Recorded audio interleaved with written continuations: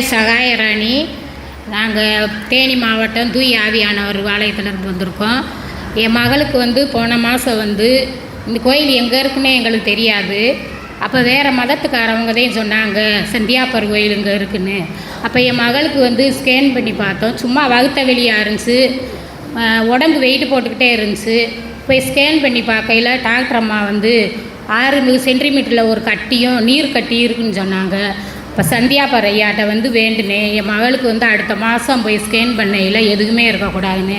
போன மாதந்தே இந்த கோயிலுக்கு வந்தோம். நாங்கள் போய் ஸ்கேன் பண்ணி பார்க்கையில் சந்தியாப்பர் ஐயா ஆண்டவர் ஏசப்பாட்டை பரிந்து பேசி என் பிள்ளைக்கு அந்த கட்டியே இல்லாமல் அற்புதமாக சுகம் கொடுத்துட்டாரு. கொடான கோடி நன்றி. ஏசப்பாவுக்கு நன்றி. மரியே வாழ்ந்து. என் பெயர் அமுலுமேரி. நான் மணப்பாறையிலேருந்து வர்றேன். எனக்கு நான் முத 2023 இந்த ஆலயத்துக்கு போனேன். அப்போ எனக்கு வயிற்றில் பிரச்சனை. சரியாக மாத்திரை போட்டால் தான் வயிறு கிளியர் ஆகும். அப்படி ஒரு சூழ்நிலையில் நான் சந்தியாபர்கிட்ட வேண்டிக்கிட்டேன், நான் இனிமேல் மாத்திரையெல்லாம் போட மாட்டேன், எனக்கு நீங்கள் தாப்பா சரி பண்ணி கொடுக்கணும்னு வேண்டிக்கிட்டேன். எனக்கு சரியாயிருச்சு. அதனால் சந்தியாபருக்கு கொடான கோடி நன்றி.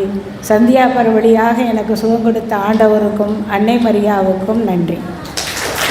என் ஊர் களிமங்கலம். என் வீட்டுக்காருக்கு 2 வருஷமாக கண்ணில் பிரச்சனை இருந்துச்சு, சதை விளந்து போயிருந்துச்சு. அப்போ ஒரு 3 மாதமாக நான் ஆஸ்பத்திரிக்கே போகலை. ஆஸ்பத்திரிக்கே போகாமல் இந்த சந்தியாபுரம் ஆலயத்துக்கு என் புருஷனுக்கு நல்லா சுகம் கிடைக்கணும்னு வேண்டிட்டு போனேன். நேற்று ஹாஸ்பிட்டலுக்கு போய் பார்த்ததுக்கு கண்ணில் சதை வளரல, நல்லா இருக்குது, எந்த வித பிரச்சனை இல்லை. அவருக்கு கூடான கோடி நன்றி. ஏன் உடம்புக்கு முடியலை, பல்லு வலியால் ரொம்ப அவஸ்தைப்பட்டேன்.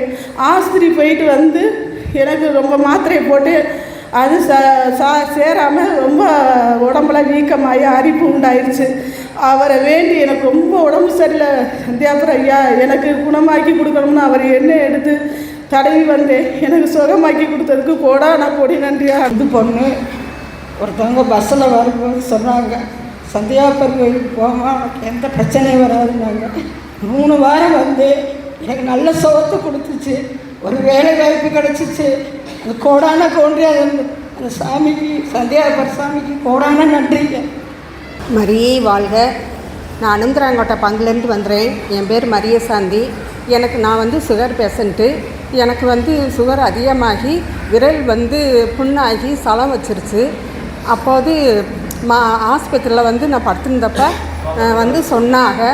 சொன்ன பிறகு நான் அந்த தீர்த்தத்தையும் மாதம் எண்ணெயையும் காலில் தடவுனேன். அப்புறம் எனக்கு சரியாயிடுச்சு.